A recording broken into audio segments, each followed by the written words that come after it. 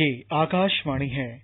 कोविड-19 विशेष कार्यक्रम के अंतर्गत प्रस्तुत है कोरोना वायरस संक्रमण की वर्तमान स्थिति पर चर्चा, जिसे प्रस्तुत कर रहे हैं आकाशवाणी संवाददाता सिद्धार्थ सिंह। इस कार्यक्रम में आमंत्रित विशेषज्ञ हैं स्वास्थ्य विशेषज्ञ doctor lieutenant general Ved Chaturvedi.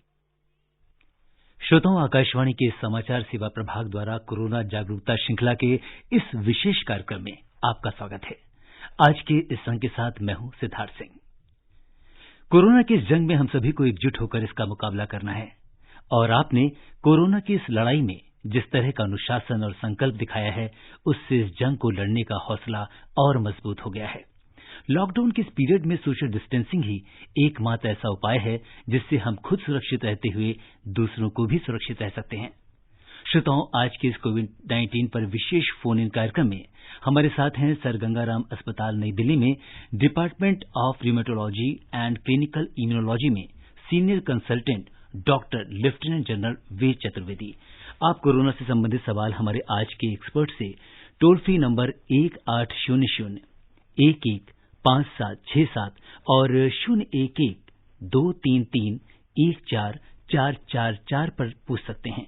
आप हमारे ट्विटर हैंडल @AIR News पर #AskEIR पर अपने सवाल पोस्ट कर सकते हैं। डॉक्टर वेद, आपका आज के इस विशेष कार्यक्रम में स्वागत है। धन्यवाद। डॉक्टर साहब, इस समय कोरोना की इस जंग में लॉकडाउन और सोशल डिस्टेंसिंग की बात सबसे ज्यादा हो रही है और यही शायद सबसे बड़ा कारगर उपाय है। हमारे पीएम हमेशा इस बात पर जोर देते रहे हैं। क्या कुछ कहेंगे? हमारे बहुत सारे लिसनर्स ऐसे हैं और दोबारा भी लॉकडाउन पीरियड बढ़ाया गया है, तो क्या कुछ कहेंगे? कितना जरूरी है ये हमारे लिए? देखिए, कोई भी देश यदि बहुत सख्त निर्णय कोई ले सकता है तो किसी भी पैंडेमिक को रोकने का एक ही तरीका है, या तो ये पैंडेमिक फास्ट होता है और पूरी व्यवस्था को खराब करता हुआ, तो पेशेंट्स तो होते ही हैं, डेथ भी होती है, बट पूरी जो मेडिकल व्यवस्था है, जो हमारे मेडिकल वॉरियर्स हैं जी, उनको भी नुकसान पहुंचाता हुआ वो सब कुछ खत्म कर देता है। इसको तो बोलते हैं फास्ट पैंडेमिक। इस पैंडेमिक को स्लो किया जा सकता है, वही काम हमारे प्रधानमंत्री जी कर रहे हैं और ये निर्णय बहुत सही टाइम पे किया गया। इस निर्णय के लिए मेरी ख्याल से अदरवाइज एक डेमोक्रेटिक कंट्री में 10-15 दिन की और बहस जारी रहती। उन्होंने वर्ल्ड ओवर जो मेडिकल एक्सपर्ट्स थे और जो हमारे पास एक्सपीरियंस अवेलेबल था, चाइना, फ्रांस, इटली, यूएस, उस एक्सपीरियंस को लेते हुए उन्होंने ये एक बहुत ही सख्त निर्णय, उन्होंने खुद ने ही बोला लक्ष्मण रेखा, तो वो जो वर्ड यूज किया गया वो सेंटिमेंट्स दर्शाता है कि लक्ष्मण रेखा है, यदि आप इसका पालन करेंगे तो नुकसान नहीं होगा, नुकसान बहुत कम होगा। जी डॉक्टर वेद, और जैसा कि देश में पिछले 24 घंटों में कोरोना संक्रमण के 1738 नए मामले आए हैं और अब इनकी संख्या 16,116 पर पहुंच गई है। लेकिन वहीं पे एक अच्छी खबर यह है डॉक्टर साहब कि 23 राज्यों और केंद्र शासित प्रदेशों के 54 जिलों से पिछले 14 दिनों में कोरोना संक्रमण का एक भी मामला सामने नहीं आया है और इसमें बहुत सारी ये जो पॉजिटिव खबर है। और आपसे ये जानना चाहेंगे कि क्या यहाँ पे इन जिलों में सोशल डिस्टेंसिंग एक इम्पोर्टेंट फैक्टर था? देखिए, मेरे पास एक सामने ग्राफ है जो मैं दिखा तो नहीं सकता बट बता सकता हूं। जहां जहां जिन देशों में बहुत सख्त डिसिप्लिन रहा है उनका जो ग्राफ है बहुत लोअर रहा है। आप देख लीजिए सिंगापुर पहले से ही सार्क वायरस को बहुत बुरी तरह भुगत चुका था। सिंगापुर, हांगकांग, वो पहले से ही तैयार थे, वही के उनके एसओपीज थे, स्टैंडर्ड प्रोसीजर्स थे उनके, वो उनको पहले से मालूम था कि ये चीजें करनी है। उसके कारण उनका बिल्कुल, देखिए चाइना से जुड़ा हुआ है और चाइना से इतना ज्यादा उनका मूवमेंट है, उन्होंने उसको कम कर पाया। जो ये राज्य है हमारे, उसके बहुत बहुत बड़ी न्यूज है कि यदि इतने सारे जो राज्य हैं हमारे, उसमें अब 23 स्टेट्स हैं, 23 स्टेट्स में से 54 डिस्ट्रिक्ट्स में कोई भी नया मामला नहीं आया है, तो ये खुशी की बात है। इसके कई कारण हो सकते हैं। एक कारण तो है कि सख्त डिसिप्लिन यूज किया गया है। दूसरा ये है, कई कहते हैं ना कि मल्टी फैक्टोरियल होता है ट्रांसमिशन, वायरल डोज कम है वहां, या फिर बेहतर है, या फिर बाहर से इतने जैसे ये मेट्रोज हैं हमारे, दिल्ली, बॉम्बे, यहाँ बहुत से मिक्सिंग ऑफ पॉपुलेशन है, बहुत से लोग बाहर से आते हैं और बहुत से बाहर से एक फ्लोटिंग पॉपुलेशन है। तो इसके कई कारण हो सकते हैं, बट कारण कुछ भी हो, एक बहुत अच्छी खबर है। और शायद जहां केसेस ज्यादा हो रहे हैं वहां जनता को भी और गवर्नेंस को भी उनके जो जो फैक्टर्स हैं उनसे सीखना चाहिए। जी, और डॉक्टर वेद, कल से कुछ सेक्टर्स में कुछ छूट मिलने 20 तारीख से जैसे सरकार ने घोषणा की थी, तो कहीं पे थोड़ी छूट मिलेगी, तो क्या कुछ ध्यान में रखें कि जब वो घर से बाहर निकलें तो किस तरह की वो प्रिकॉशंस ले सकते हैं? देखिए, इसको बोलते हैं सिलेक्टिव रिलैक्सेशन, कि जैसे कई एक्टिविटी है जिनके लिए हमें कैलकुलेटेड रिस्क लेना पड़ रहा है। जैसे हमारी इसेंशियल सर्विसेज हैं, हॉस्पिटल्स हैं, पुलिस है, एडमिनिस्ट्रेशन है, वो तो चल ही रही थी हमारी एक्टिविटी। अब गवर्नमेंट ने कुछ सिलेक्टिव रिलैक्सेशन वर्ड यूज किया है और इसको इंटेलिजेंटली हमें फॉलो करना है।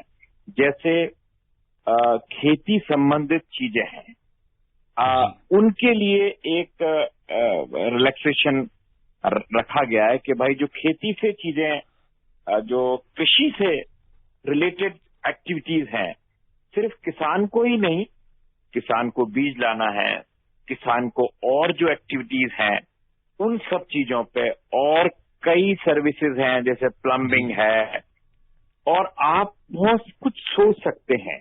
बट एक चीज एज ए डॉक्टर, मैं तो एज ए एडमिनिस्ट्रेटर नहीं बता रहा हूं, बट मूल मंत्र जो है वो ये है कि आप वही एक्टिविटीज, वही रिस्ट्रिक्शंस जो आप कर रहे थे, अभी गवर्नमेंट ने जरूर बोल दिया है जी, बट जैसे मैं बताऊं, मैं हॉस्पिटल जाता हूं, हॉस्पिटल में मेरे को पास है, मैं जा सकता हूं, बट जहां हम लोग पहले 10 लोग हॉस्पिटल, गंगाराम हॉस्पिटल के क्लब में बैठते थे, चाय पीते थे, अब वो नहीं करते।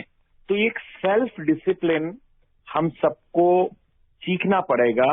यदि रिलैक्सेशन दिया भी है तो हमें वो ये चीजें पालन करना पड़ेंगी, क्योंकि अब ये बीमारी कम से कम 3-4 महीने पुरानी हो गई है और बाकी सारी जनता को ये जरूर पता चल गया है कि एक तो एक व्यक्ति से दूसरे व्यक्ति में कैसे फैलती है, तो उसका थोड़ा डिस्टेंस बना के रखना पड़ेगा। चाहे वो बस हो, चाहे वो ट्रेन हो, चाहे वो टैक्सी हो, चाहे आप जहां काम कर रहे हो, तो एक जिसको बोलते हैं एक सोशल डिस्टेंसिंग बना के रखना पड़ेगी। और दूसरा एक एटिकेट्स है, खांसना है तो फेस, इनफैक्ट गवर्नमेंट ने अभी वर्ड यूज किया है फेस मास्क की जगह फेस कवर। तो फेस कवर का मतलब ये नहीं कि आपके पास मास्क नहीं है तो आप ढूंढने निकल गए, आपके पास गमछा है, आपके पास दुपट्टा है, आपके पास कोई घर में कपड़ा है, यदि आप मास्क बना सकें तो आइडियल है, नहीं तो फिर लेस आइडियल। इन सब चीजों का उपयोग किया जा सकता है। जी, और बहुत सारे राज्यों ने मास्क कंपल्सरी भी कर दिया है। जी हाँ, और एक रेगुलेशन भी है कि भाई आप फेस मास्क कंपल्सरी यूज कीजिए। आज वर्ड जो यूज किया था मिनिस्ट्री ऑफिशियल्स ने, वो फेस कवर यूज किया था। सो आई वाज वेरी हैप्पी। क्यों, कभी कभी मास्क नहीं होता किसी के पास, तो यदि वो मास्क लेने भी जा रहा है तो कम से कम कोई तो चीज होगी घर में जिसको इस्तेमाल किया जा सकता है। जी, और पीएम ने आज जिस तरह से लिंक्डइन पर अपनी जो पोस्ट है उसमें उन्होंने कहा था कि प्रोफेशनल्स के जीवन में एक महत्वपूर्ण बदलाव आया है। वो कहते हैं कि घर अब नया ऑफिस हो गया है और इंटरनेट आपका मीटिंग रूम है। ये आज पीएम ने ये बात कही और इसके साथ ही उन्होंने AEIOU के बारे में कहा कि अडॉप्टेबिलिटी, इफिशिएंसी, इंक्लूसिविटी, अपॉर्चुनिटी और यूनिवर्सलिज्म, इसकी प्रधानमंत्री जी ने बात की आज। हाँ, बहुत आपने जो बात कही, देखिए हर चीज की एक मैं आपको बताता हूं, जब ये ईमेल नहीं था, हम लोग मीटिंग्स किया करते थे तो बहुत सारे लिफाफे आया करते थे, फिर उनके आर्टिकल्स आते थे, उनको खोला जाता था। अब इसके बाद जब ईमेल आया तो मुझे अभी भी याद है, मैं अंग्रेज से बात कर रहा था, उनका मैं आपको ईमेल में भेज दूंगा।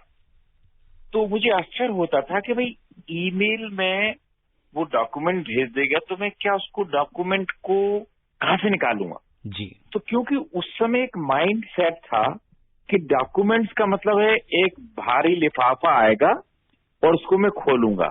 ऐसे ही मेरी ख्याल से बहुत सा काम घर बैठ के हो सकता है। वो हमें एक डिसिप्लिन लाना पड़ेगा कि आप सुबह सुबह उतने ही टाइम पे तैयार हो जाइए, ताकि एक ऑफिस का कल्चर एक बना रहे। उतना ही अटेंटिव होके आप उतने से लेके इतने टाइम तक काम करेंगे। और ये मत सोचिए कि नहीं, अब मैं ऑफिस में जाऊंगा तो मैं घंटी बजाऊंगा तो मेरा कोई एक हेल्पर आएगा। ये सब चीजें हमें थोड़ा माइंड सेट चेंज करना पड़ेगा। जी डॉक्टर वेद, बहुत इम्पोर्टेंट बात कही आपने यहाँ पे। और ये जो आपने बात कही है बिल्कुल, और शायद लोग इसका ख्याल भी रख रहे हैं। और इस बीच हमारे साथ बहुत सारे हमारे जो श्रोता हैं वो आपसे बहुत सारे सवाल पूछना चाहते हैं और उनकी तरफ अब हम रुख करेंगे। और सबसे पहले हम बात करेंगे मंदसौर से बसंती लाल जी का फोन आया हुआ है। हेलो बसंती जी। हेलो सर जी, नमस्कार जी, स्वागत है आपका कार्यक्रम में, पूछिए अपना सवाल। जी सर, मैं सगोरिया स्कूल घाटी, जिला मंदसौर, मध्य प्रदेश से बसंती लाल सूर्यवंशी बोल रहा हूँ सर। डॉक्टर साहब आपको नमस्कार। हाँ नमस्कार जी सर, मैं जानना चाह रहा था कि जैसे मुंह पे मास्क लगाते हैं, इसके अलावा रुमाल भी लगा सकते हैं, और एक और जैसे प्लाज्मा, एक दूसरे व्यक्ति को कोरोना है तो दूसरे व्यक्ति को कोरोना है, उसका प्लाज्मा चढ़ाया जाता है तो उससे भी ठीक हो सकता है कोरोना? हाँ, आपने 2-3 क्वेश्चन पूछे हैं कि क्या मास्क की जगह रुमाल लगाया जा सकता है। देखिए कुछ भी कहिए, मास्क एक है कि आपके दोनों हाथ फ्री रहेंगे, आप मास्क आइडियल है और गवर्नमेंट की तरफ से अब तो रेगुलेशन में भी है। हाँ, जो बहुत हाई टाइप के मास्क हैं उनका नॉमेनक्लेचर पे मत जाइए। कोई बोलता है N95 ये वो मत समझिए। जो वो मास्क हैं वो डॉक्टर्स के लिए हैं, क्योंकि वो डॉक्टर्स जहां काम कर रहे हैं उनको इन्फेक्शन के बहुत ज्यादा चांसेस हैं।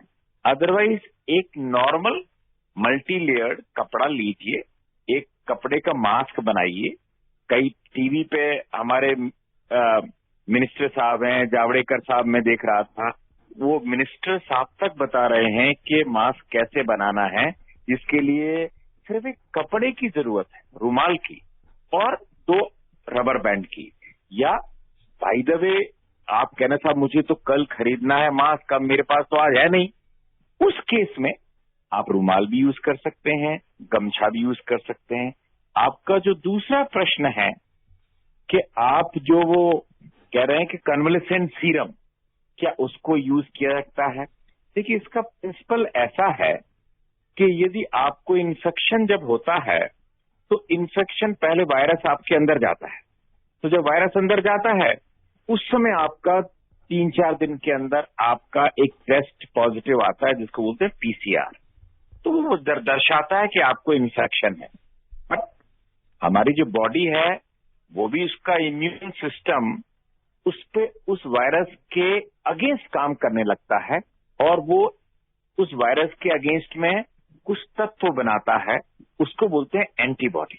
ना जब ये एंटीबॉडी बनती है तो देखिए 100 पेशेंट हैं, 100 में से 80 पेशेंट्स को तो पता ही नहीं होता कि उनको कोई बीमारी हुई है। उसमें से कुछ 10-1% पेशेंट ऐसे छोटे मोटे सिम्टम होते हैं, फिर 5 पेशेंट ही सीरियस होते हैं। उन 5 सीरियस पेशेंट्स को ट्रीट करने के लिए कई दवाई बनाई गई। क्लोरोक्विन बनाया गया, हाइड्रोक्सीक्लोरोक्विन बोलते हैं, कोई एंटीवायरल ड्रग्स हैं। तब ये सब चीजें के साथ साथ में ये सीरम, कौन सा सीरम, जो पेशेंट को इन्फेक्शन हुआ और उसके इन्फेक्शन के अगेंस्ट में एंटीबॉडी बन गई, वो एंटीबॉडी उस पेशेंट के अंदर है, उसको बीमारी भी नहीं है, तो उसका पेशेंट का सीरम निकाल लिया और इस सीरियस पेशेंट को दिया। ये एक ट्रायल अवस्था में है, कई जगह यूज किया गया है। देखिए क्या है कि जब भी कोई नई बीमारी आती है जिसका कोई ट्रीटमेंट उपलब्ध नहीं है, उसको कई चीजें ट्राई की जाती हैं। डॉक्टर वेद, आपसे ये जानना चाहेंगे कि प्लाज्मा के बारे में अभी जैसे हमारे देश में आपने बताया कि ये ट्रायल स्टेज पे है और पीछे भी हमने खबरों में देखा था कि इसे जल्दी ही यूज किए जाने की बात कही गई थी दिल्ली सरकार की तरफ से, तो क्या विदेशों में कहीं पे इसका ट्रायल हुआ है या उसके रिजल्ट किस तरह के आए हैं? चाइना, फ्रांस, यूएस, ये जहां जहां है ये पेशेंट्स थे, ये सब यूज किया गया है, बट कोई एक कंट्रोल ट्रायल नहीं हुई है। अभी आईसीएमआर ने एक एम्स में और 1-2 जगह और इसकी ट्रायल के लिए ओके किया है। तो वी हैव लर्न, हमने सीखा है दूसरी जगह से। तो ये छोटे छोटे एक्सपीरियंसेस अवेलेबल हैं, ऑब्जर्वेशनल स्टडीज अवेलेबल हैं, बट कंट्रोल ट्रायल नहीं है। जी, और जो श्रोता अभी अभी हमारे साथ जुड़े हैं उनको हम बता दें कि इस समय आप कोरोना जागरूकता श्रृंखला का ये विशेष कार्यक्रम सुन रहे हैं और इस समय हमारे साथ सर गंगाराम अस्पताल नई दिल्ली में department of rheumatology and clinical immunology में senior consultant doctor lieutenant general Ved Chaturvedi श्रोताओं के सवालों का जवाब दे रहे हैं। और अब हम रुख करते हैं रायपुर का, जहां से विजय कुमार जी कुछ पूछना चाह रहे हैं। हेलो विजय जी, नमस्कार। नमस्कार सर जी, अपना सवाल पूछिए। हाँ जी, मैं विजय कुमार श्रीवास्तव कुम्हारी, रायपुर, छत्तीसगढ़ से आपसे मुखातिब हूँ सर। जी हाँ, जी हाँ। जी विजय जी, सवाल पूछिए। मेरा प्रश्न ये डॉक्टर साहब से, जैसे WHO यानी वर्ल्ड विश्व स्वास्थ्य संगठन जो है, वर्ल्ड हेल्थ ऑर्गेनाइजेशन, तो ये किस तरह से मापदंड तय करती है किसी भी पर्टिकुलर डिजीज के लिए, है ना? तो पहला क्वेश्चन मेरा ये है, पहले समय में जैसे 1920 और उसके बाद से हैजा और प्लेग जैसे फैला, तो मोरल हाई करने के लिए देश के प्रधानमंत्री स्वयं जाते थे लोगों की, पब्लिक के बीच, है ना? लेकिन अभी खैर समझ में आ रहा है कि ये तो वायरस है, अभी नहीं जा सकते, है ना? तो इस तरह से वो जिज्ञासा पैदा की जानी चाहिए, मेरा ये है। और दूसरा जैसे दास्ताना पहनते हैं हम लोग, है ना, तो वो बहुत एक्सपेंसिव होता है सर, तो उसको हम बार बार दिन में 3-4 जोड़ी तो नहीं ले सकते, तो उसको धोकर फिर यूज किया जाना चाहिए। ठीक है, आपका क्वेश्चन ये है कि पहले क्वेश्चन तो आपने बोला कि एक जमाना था जब हैजा होता था या कुछ ऐसा था, तो कई लोग जो सोसाइटी में जो नेतागण होते थे वो जाते थे। देखिए, ये साइंस है, ये कोई इसमें कोई पॉलिटिक्स या वो नहीं हो रही है। हर बीमारी अलग अलग किस्म की है। देखिए, हैजा है तो एक हैजे का एपिडेमिक हो सकता है, वो थोड़े 100-200 केसेस हो गए, 2-3 गांव में हो गया, बट ये तो पैंडेमिक है और ये वायरल डिजीज है। हैजा एक बैक्टीरियल डिजीज है और हैजे का बैक्टीरिया के बहुत जल्दी मर सकता है, एंटीबायोटिक से मर सकता है, हीट से मर सकता है, छोटे मोटे प्रिकॉशन से। ये जो महामारी है, जो पैंडेमिक है, ये बहुत ही सीरियसली लेने के लिए जगह है। इसमें कोई भी, हम लोग भी, इनफैक्ट हम सब नेता गण को ये कहते हैं कि आप इस टाइम किसी जगह, ऐसी जगह मत जाइए जहां बहुत भीड़ इकट्ठी हो या आपके आने से एडमिनिस्ट्रेशन को, दूसरे लोगों को असुविधा हो। जो रिस्ट्रिक्शंस एक आम पब्लिक के लिए है वही सब लोग कर रहे हैं। आपने देखा है ना कि सब लोग घर से ही इंस्ट्रक्शन दे रहे हैं, टेलीविजन से इंस्ट्रक्शन दे रहे हैं, टेलीफोन से इंस्ट्रक्शन दे रहे हैं। कोई बड़ी बड़ी सभाएं करने की जरूरत नहीं है। हाँ, एजुकेशन बहुत इंपॉर्टेंट है। एजुकेशन के लिए मीडिया ये काम कर रहा है। जैसे हमारा प्रोग्राम हो रहा है तो हम लोग एजुकेट होते हैं कि ये वायरस बहुत ही हाईली इन्फेक्टिव है। जैसे वो न्यूक्लियर वेपन है। तो एक चीज समझ लीजिए, ये दिख नहीं रहा बट बहुत ही हाईली इन्फेक्शियस है, और दूसरा ये मार सकता है, तो इसकी मॉर्टेलिटी ज्यादा है। तो ये नॉर्मल जुकाम नहीं है, ये आपको मार सकता है और हाईली इन्फेक्टिव है। आज केस 2 है तो कल 20, फिर 2000, फिर 2 लाख, तो इतनी जल्दी हो सकता है। तो आपका नेक्स्ट क्वेश्चन है वो तो बहुत सरल है और कॉमन सेंस पे आधारित है कि यदि आपका ग्लव्स आप यूज करते हैं तो उसको आप अच्छी तरह साबुन से धोएंगे, तो जैसे हाथों को धोते हैं ऐसे ही आपका ग्लव्स भी अच्छी तरह फिर से यूज हो सकता है। जी। और डॉक्टर साहब, ये बहुत सारे लोग जो मास्क और ग्लव्स यूज कर रहे हैं, डिस्पोजेबल की हम बात कर रहे हैं, तो इनका इसको जो डिस्पोज ऑफ करना है वो भी बड़ा इंपॉर्टेंट है कि आपको इसको सही जगह जो है इसको डिस्पोज ऑफ करें।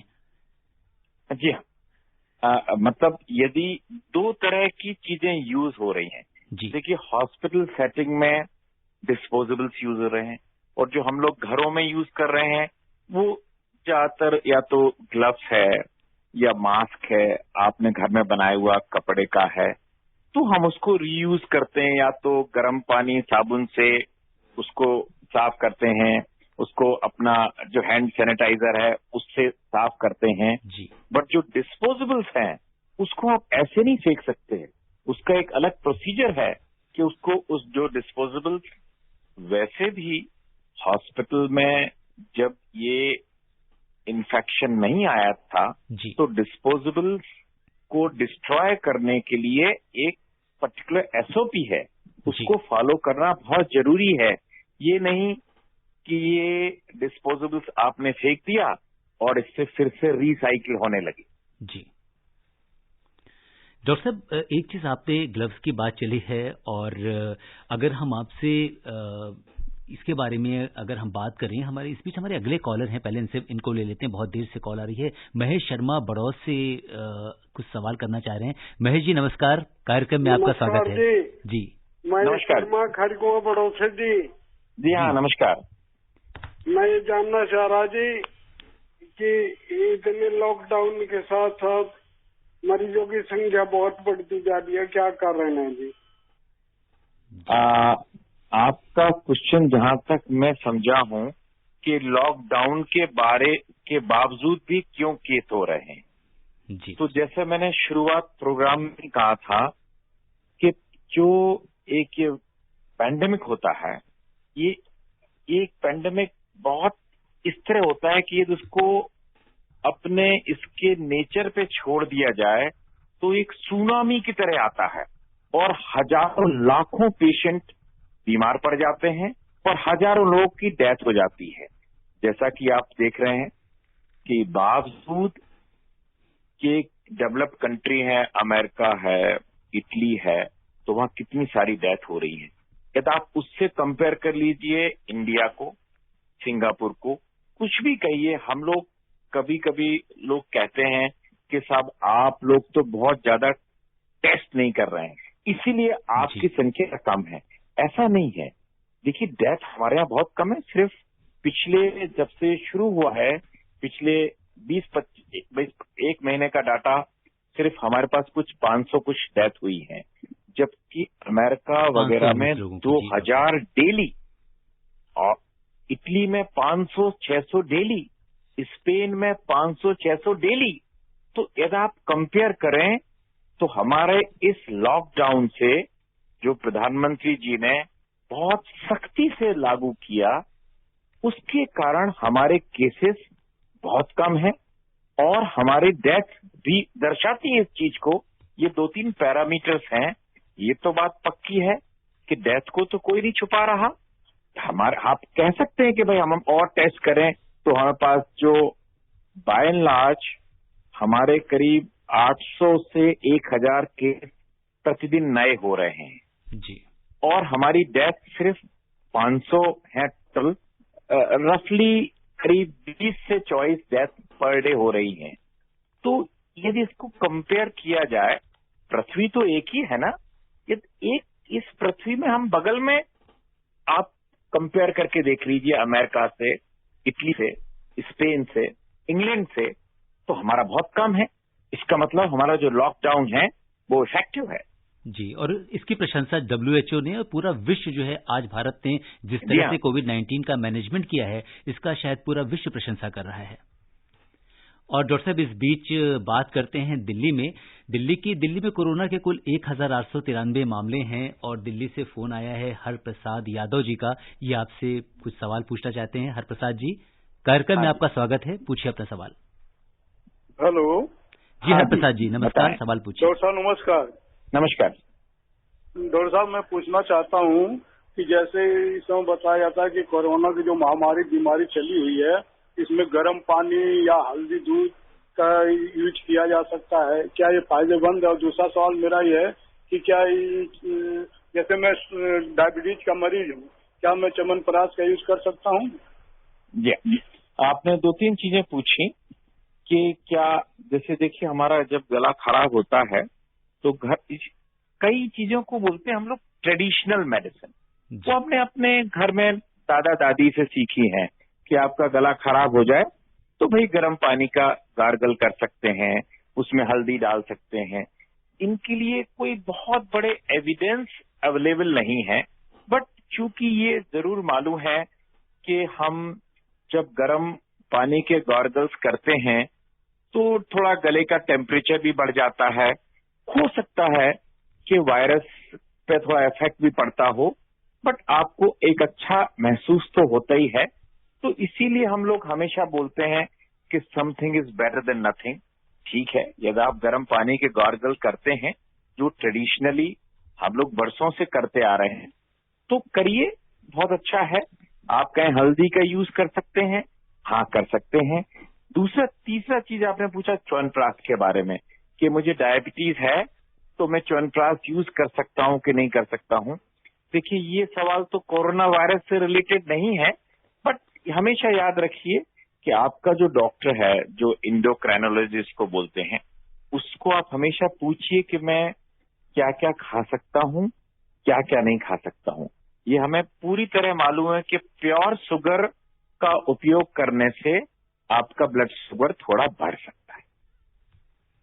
जी डॉक्टर साहब, और इसी तरह का कुछ सवाल जो है इसमें व्हाट्सएप पे भी बहुत सारे सवाल लोग पूछ रहे हैं, और कुछ लोगों ने ये पूछा है कि हाइड्रोक्सीक्लोरोक्वीन को प्रिवेंटिव मेडिसिन की तरह क्या यूज किया जा सकता है? जैसे बहुत सारे लोग जिनके लिए बहुत एसेंशियल है घर से बाहर जाना, जो आवश्यक सेवाओं में लगे हुए लोग हैं, तो क्या वो हाइड्रोक्सीक्लोरोक्वीन को यूज कर सकते हैं एज अ प्रिवेंटिव मेडिसिन? बहुत ही एक महत्वपूर्ण सवाल जो एक सोसाइटी में चल रहा है कि क्या हाइड्रोक्सीक्लोरोक्वीन, कई लोग हमको भी फोन करते हैं, साहब मेरी डॉटर अमेरिका से आई हुई है तो क्या वो यूज कर सकती है?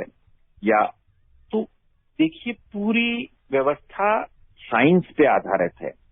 एज ऑन टुडे ये जो दवा है, पहली चीज तो ये दवा सिर्फ उनके लिए है जो हेल्थ वर्कर्स हैं, जो कि जिनका एक्सपोजर एक बहुत ही हाई लेवल पे है हॉस्पिटल में, उन हेल्थ वर्कर्स के लिए जो हुआ डीलिंग विद डायरेक्टली पेशेंट्स, उनके लिए है।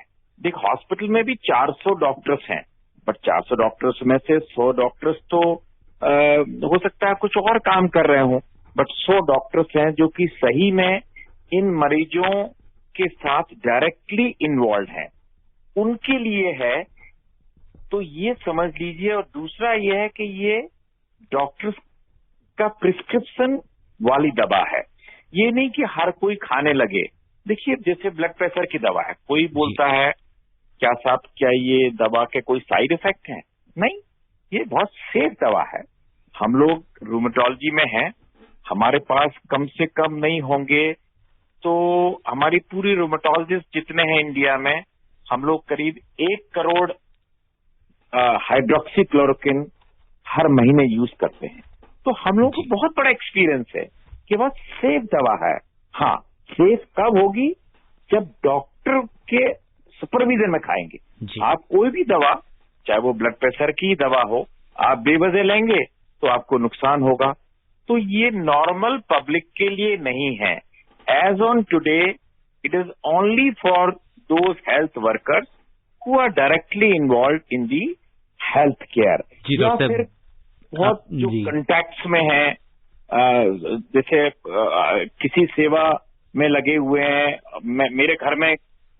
मेरे घर में किसी को हो गया, मैं उसकी सेवा में लगा हुआ हूं, तो मैं उसके लिए है जी। पर वो भी अंडर जब डॉक्टर प्रिस्क्राइब करे तब। जी डॉक्टर वेद, आपने बहुत महत्वपूर्ण बात बताई कि बिना किसी डॉक्टर की सलाह के आप हाइड्रोक्सीक्लोरोक्विन को नहीं लें।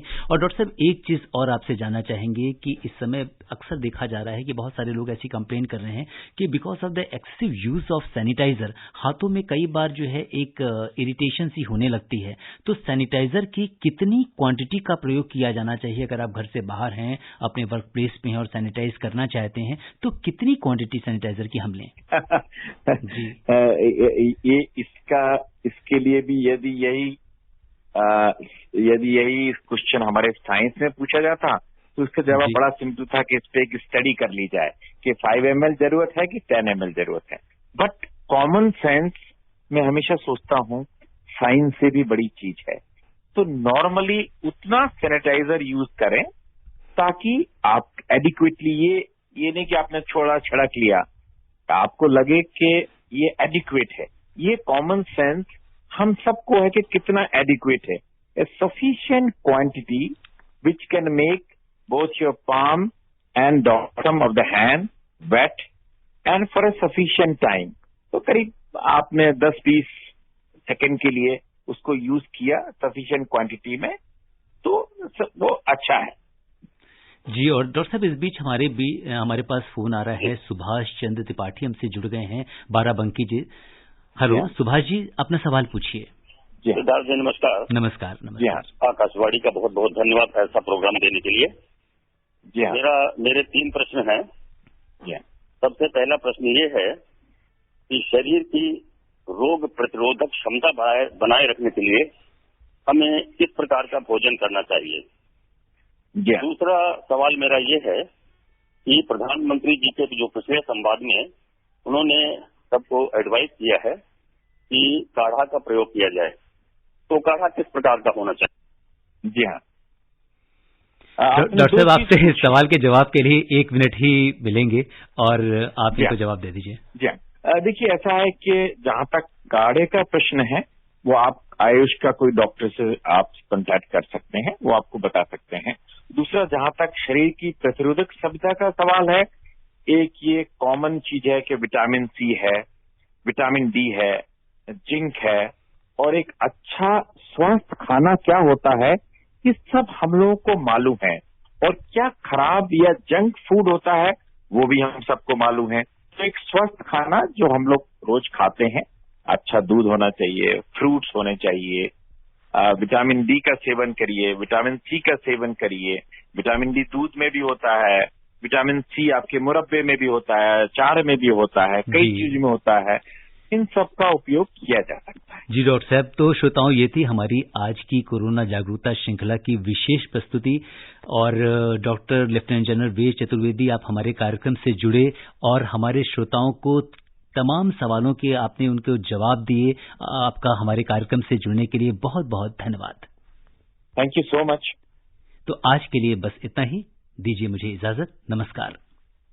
कोविड-19 विशेष कार्यक्रम के अंतर्गत अभी आप सुन रहे थे कोरोना वायरस संक्रमण की वर्तमान स्थिति पर चर्चा, जिसे प्रस्तुत कर रहे थे आकाशवाणी संवाददाता सिद्धार्थ सिंह। इस कार्यक्रम में आमंत्रित विशेषज्ञ थे स्वास्थ्य विशेषज्ञ doctor lieutenant general Ved Chaturvedi. ये कार्यक्रम आकाशवाणी के समाचार सेवा प्रभाग द्वारा प्रस्तुत किया गया। इसे आप हमारे mobile app news on AIR पर भी सुन सकते हैं। इस कार्यक्रम के संबंध में अपनी प्रतिक्रिया आप हमें ईमेल कर सकते हैं। पता है airnsdtalks@gmail.com। ये कार्यक्रम फिर से सुनने के लिए लॉग ऑन करें हमारी वेबसाइट newsonair.com।